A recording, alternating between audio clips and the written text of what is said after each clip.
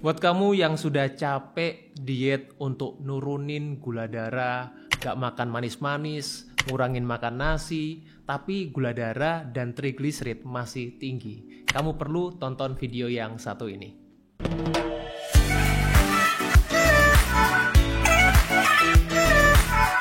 Jangan remehkan gula darah yang tinggi karena ini bisa berdampak pada kesehatanmu yang lain.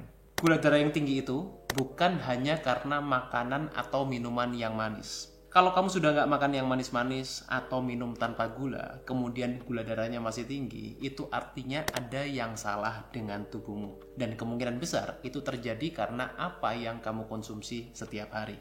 Masalah gula darah itu memang terlihatnya mudah, tapi faktanya jauh lebih kompleks dari itu. Karena penyebab gula darah yang tinggi itu setiap orang berbeda-beda. Pengaturan pola makan yang tepat dapat berkontribusi sangat besar terhadap masalah gula darah yang kamu alami.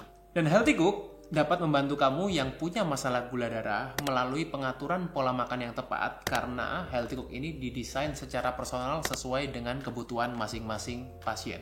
Untuk kamu yang ingin tahu lebih detail soal Healthy Cook, kamu bisa langsung kunjungi Instagramnya @healthycookstore atau kamu juga bisa kunjungi link di bawah ini. Mari kita lanjut videonya. Halo Sobat Sehat, jumpa lagi bersama dengan saya Dr. Hans di channel kesayangan kita SB30 Health episode Panas. Panduan nutrisi tanpa sensor. Dan kali ini saya ingin bahas satu fenomena yang mungkin pernah dialami atau mungkin beberapa sobat sehat sekarang sedang mengalaminya. Capek untuk berusaha, sudah coba berbagai macam cara, tentu dengan cara yang natural, dengan mengubah pola hidup tanpa intervensi obat-obatan. Tapi kenapa gula darah dan trigliserid ini masih tinggi? Ya, tentu dalam arti kita semuanya tahu bahwa yang namanya gula darah, trigliserid yang tinggi itu tidak baik, apalagi kalau itu terjadi secara terus-menerus. Nah, masalahnya apa? Banyak orang ini yang sudah berusaha menjalankan pola hidup yang sehat. Saya udah melakukan nih yang disarankan Dr. Hans. Saya udah puasa, saya udah jaga makan, saya jaga minum, saya udah olahraga. Tapi kenapa dok? Gula darah ini masih tinggi dan juga trigliserid waktu dicek di lab itu juga masih tinggi. Nah, bahkan saya juga sering ya menemui pasien-pasien yang punya masalah seperti ini dan mereka udah kehabisan akal nih ya. Gimana caranya untuk nurunin gula darah dan trigliserid tanpa obat-obatan dengan gaya hidup yang sehat? Pemikiran umumnya ya, orang ketika punya masalah gula darah yang tinggi atau dengan konteks yang kita sebut dengan masalah hiperglikemi ya. Nah, penyebabnya paling sering karena apa? Banyak orang taunya karena banyak makan atau minum manis, Dok. Ya. Yang kedua, karena banyak konsumsi karbohidrat. Nah, ini biasanya untuk orang-orang yang sudah mulai paham ya. Wah, saya nggak makan mie, nggak makan roti, kemudian nggak makan biskuit, nggak makan donat, nggak makan yang golongan karbohidrat lah. Saya udah minim banget dok ngurangin karbohidrat. Kemudian sering ngemil, ya itu juga apalagi cemilan-cemilan yang manis-manis. Nah, itu sering kali juga menyebabkan gula darah tinggi. Kemudian kurang gerak. Nah, ini juga bisa bikin gula darah tinggi. Kemudian juga yang paling sering kalau udah semuanya nggak dilakukan, penyebabnya karena keturunan atau genetik. Nah, sedangkan pemikiran umum kenapa yang menyebabkan trigliserida tinggi atau trigliserida itu adalah lemak di dalam darah ya. Jadi trigliserid dan kolesterol itu dua hal yang berbeda. Beberapa orang atau banyak orang berpikir yang menyebabkan trigliserid tinggi itu apa? Pertama adalah banyak makan lemak. Nah, ya, biasanya lemak dalam darah, banyak makan lemak. Nah, itu pemikiran umumnya seperti itu. Yang kedua adalah banyak makan gorengan. Nah, jadi kalau gorengan ini tidak spesifik lemak ya, karena lemak jenisnya kan banyak. Kemudian kalau makan gula dan karbohidrat yang berlebihan itu juga bisa menyebabkan trigliserid tinggi. Konsumsi alkohol ya, terutama konsumsi alkohol yang berlebihan ya, ini juga bisa menyebabkan trigliserid tinggi. Dan yang terakhir, sekali lagi, kalau udah semuanya nggak konsumsi, makan lemak, makan gorengan, makan minuman manis, ya mungkin trigliseridnya tinggi karena keturunan atau genetik. Ya lagi-lagi keturunan genetik yang biasanya paling sering disalahkan. Jadi kalau kita selama ini mengalami dua hal ini ya, atau mungkin belum dicek ya, belum melakukan pemeriksaan lab secara rutin, biasanya ada gejala-gejala yang juga dirasakan pada orang-orang yang punya masalah gula darah yang tinggi dan trigliserid yang tinggi. Gejalanya apa yang paling sering? Pertama adalah mudah lelah. Ya, mudah lelah, kemudian mudah mengantuk terutama setelah makan. Saya pernah mendapatkan pasien ya di ruang konsultasi, saya sedang ngomong tiba-tiba tertidur gitu. Nah, ini karena apa? Karena gula darahnya yang tinggi sekali. Yang kedua adalah penglihatannya kabur atau mengalami penurunan penglihatan, visionnya menurun terutama pada waktu ketika di malam hari, rabun senja istilahnya orang dulu. Kemudian yang ketiga, berat badan susah turun padahal udah diet ketat, diet defisit kalori, olahraganya kenceng tapi berat badannya masih stuck atau susah turun. Kemudian perut buncit, ini gejala yang sangat klasik. Kemudian perut sering kembung, sering begah, susah BAB, ya mengalami gangguan pencernaan. Ini juga gejala-gejala orang yang punya masalah gula darah dan trigliserid yang tinggi. Mood swing, ya gampang marah, ya gampang kita mengalami cemas dan lain-lain. Kulit gatal dan kering, ini juga gejala yang sering terjadi dan kalau sudah parah biasanya akan mengalami gejala 3P. Nah, ini gejalanya adalah apa? Polidipsi, poliuri, polifagi, mudah lapar, mudah haus, dan sering buang air kecil. Jadi ini gejala-gejala yang dirasakan pada orang-orang yang mengalami masalah gula darah dan trigliserid yang tinggi. Nah, usaha yang dilakukan seringkali apa? Yang tadi ya, pertama adalah minum obat. Ya, ini biasanya cara-cara yang dilakukan secara instan untuk mengatasi gejala-gejala, tergantung gejalanya apa. Orang yang mungkin mengalami mood swing atau sering cemas, konsumsi antidepresan. Orang yang punya masalah gula darah, minum obat penurun gula darah gitu ya.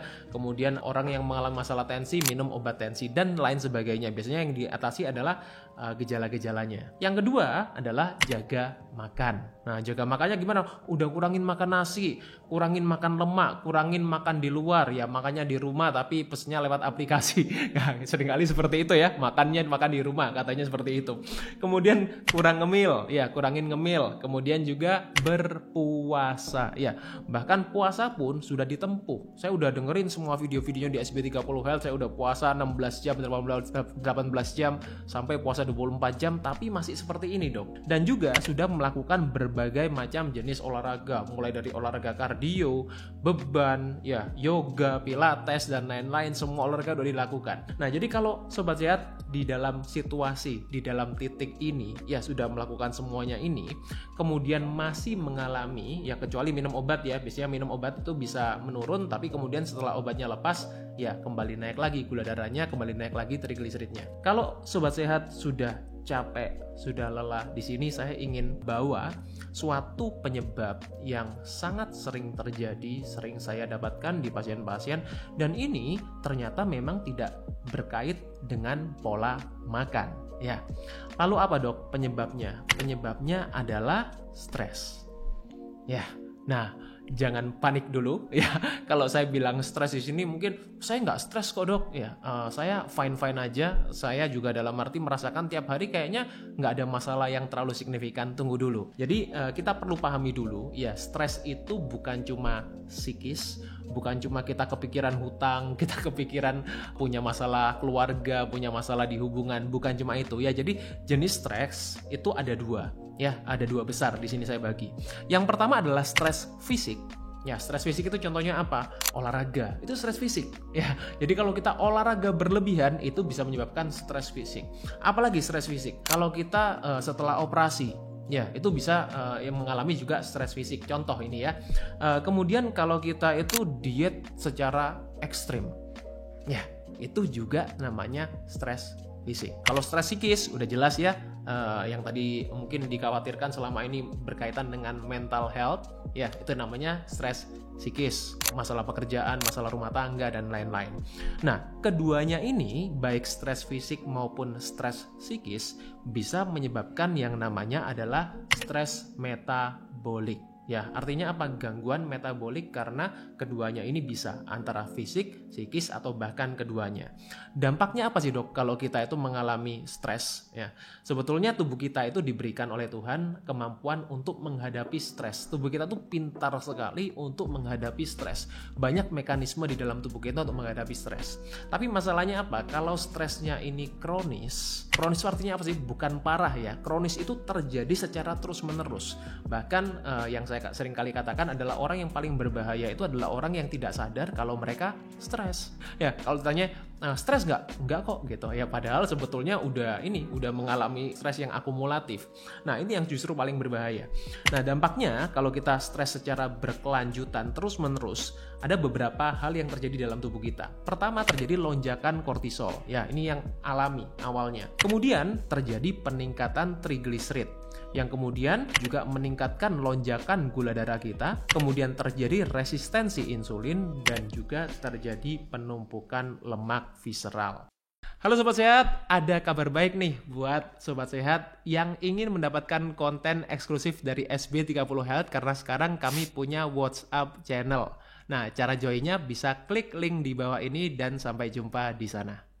Nah, di sini saya jelaskan mekanismenya ya, supaya Sobat Sehat juga paham, kok bisa seperti itu sih ya, apa ini cuma mengada-ada ya, semua dihubungkan ke stres gitu.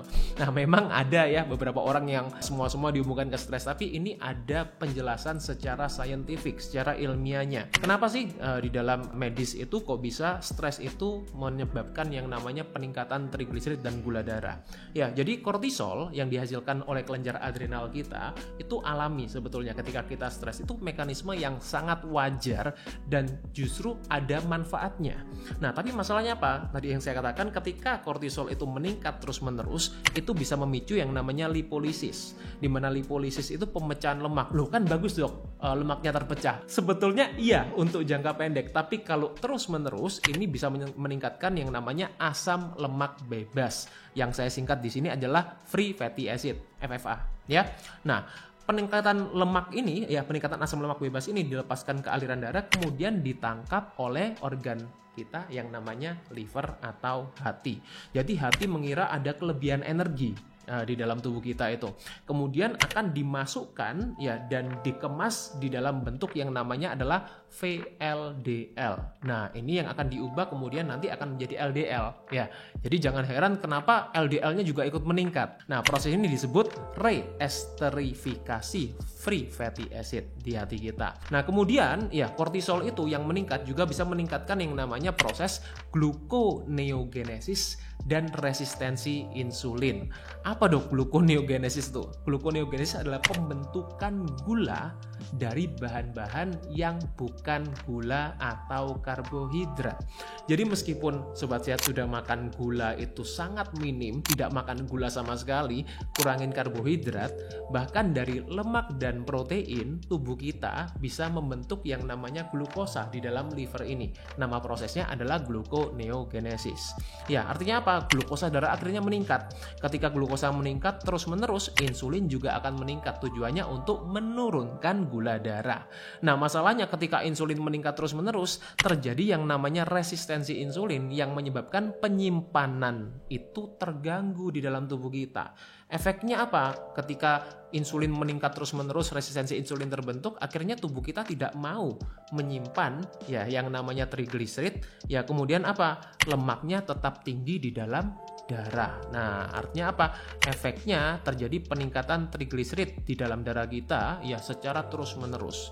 Nah, bonusnya apa nih? Ya, bonusnya ketika kita mengalami masalah ini. Ya, ini tentu bonus dalam hal yang buruk ya maksudnya ya. Pertama, HDL-nya menjadi menurun, HDL-nya jadi rendah. Yang kedua, terjadi obesitas sentral. Jadi obesitas di bagian tengah tubuh, ya perutnya buncit. Yang ketiga, tekanan darahnya tinggi. Yang keempat, gangguan imunitas, gampang kena infeksi, gampang ketularan kalau ada orang sakit.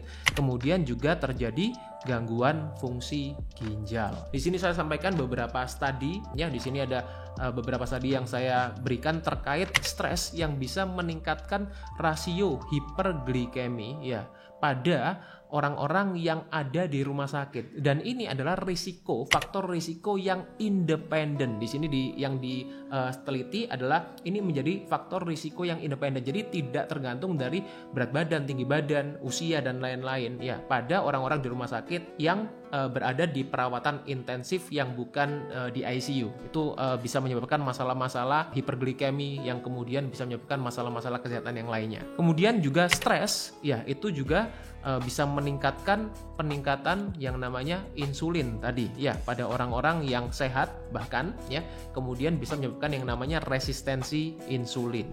Terus gimana dok caranya saya tahu kalau saya ini stres? Ya, Kan mungkin bisa orang itu bisa self diagnose.